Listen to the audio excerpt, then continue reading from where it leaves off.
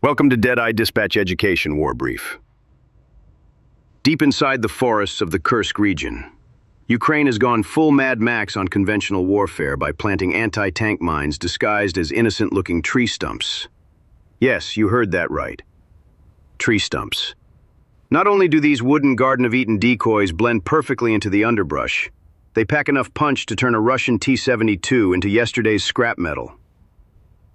Imagine you're a Russian tank driver, cruising through the woods like it's a Sunday drive, and boom, your beast fries itself on what looks like a harmless log.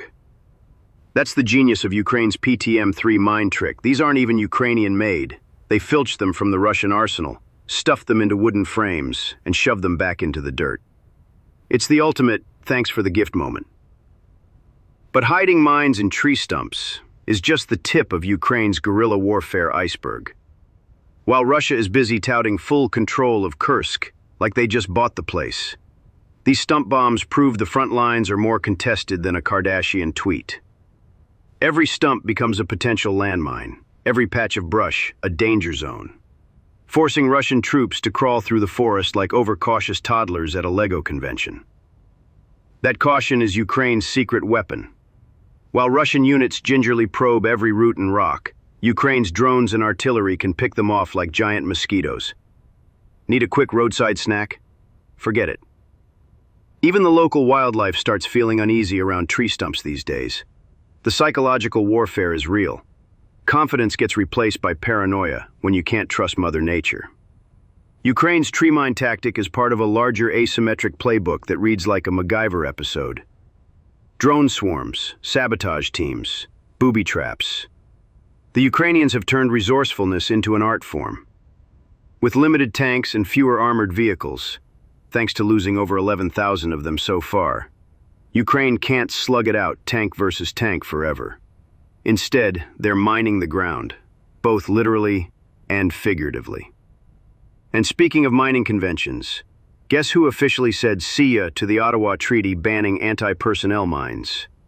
Yep, Ukraine.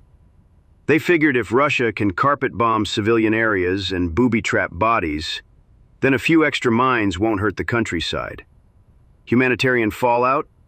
Sure, it's a nightmare for demining crews down the line, but tonight, it's about survival. And self-defense doesn't come with a neatly tied bow. Meanwhile, Russia's drive-it-till-it-breaks approach is meeting its match. Their once mighty tank reserves are more tank retirement home than war machine. Rusty, outdated, and dwindling faster than Putin's approval ratings.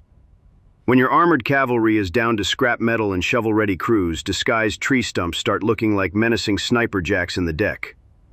Of course, the post-combat cleanup is going to be a horror show. Tens of millions of mines scattered across Ukraine, forest, field, front yard, will require decades of demining and an army of robots.